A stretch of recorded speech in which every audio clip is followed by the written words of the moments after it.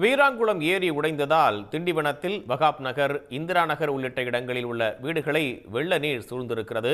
அப்பகுதியை பார்வையிட வந்த சார் ஆட்சியரை முற்றுகையிட்டு பொதுமக்கள் வாக்குவாதத்தில் ஈடுபட்டிருக்கிறார்கள். கூடுதல் விவரங்களை வழங்குவதற்காக செய்தியாளர் ஹரிதாஸ் இணைப்புல இருக்கீங்க.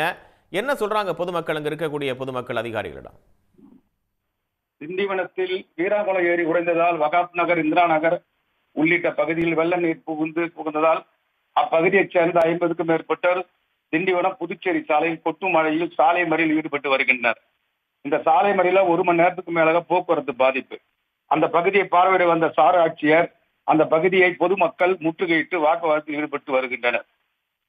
பெஞ்சல் புயல் காரணமாக விழுப்புரம் மாவட்டம் முழுவதும் பல்வேறு இடங்களில் மழை பெய்தது. கடந்த 1 வார மழை ஒழிந்த நிலையில் தொடங்கியுள்ளது. இந்நிலையில் 2 நாட்கள் முன்பாக தென்மேற்கு வங்கக்கடலில் உருவாகிய காற்றழுத்த தாழ்வு மண்டலம் காரணமாக விழுப்புரத்தில் பல்வேறு இடங்களில் கனமழை பெய்து வருகிறது. இந்நிலையில் விழுப்புரம் மாவட்டம் திண்டிவனம் சுற்றுவட்டார பகுதிகளில் மழை பெய்து வருகிறது. ஏற்கனவே பெய்த மழையால் காவிரிப்பக்க ஏரி நிரம்பி வகாப் நகர், இந்திரா நகர், காந்தி நகர் போன்ற பகுதிகளில் தண்ணீர் புகுந்து தற்போது காவிரி பக்கம் ஏரியிலிருந்து தண்ணீரானது வீராங்குளம் ஏரியில் வந்து தண்ணீரானது கர்ணாவூர் வழியாக கடலுக்கு செல்லும்.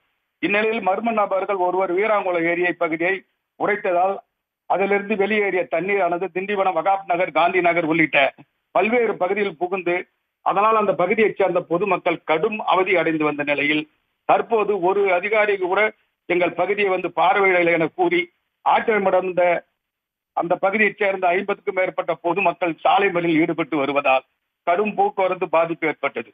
மேலும் அந்த பகுதியை பார்வையிட வந்த திண்டிவனம் சார் ஆட்சியர் அந்த பகுதிய மக்களை பொதுமக்கள் முற்றுகையிட்டு வாக்குவாதத்தில் ஈடுபட்டு வருவதால் பரபரப்பு ஏற்பட்டது. மேலும் இந்த சாலை மறியலால் கடும் போக்குவரத்து பாதிப்பு ஏற்பட்டது. மேலும் அந்த பகுதி பொதுமக்களிடம் போலீசார் பேச்சுவார்த்தையில் ஈடுபட்டு வருகின்றனர். தற்போதைய தகவல்களுக்கு நன்றி ஹரிதாஸ்.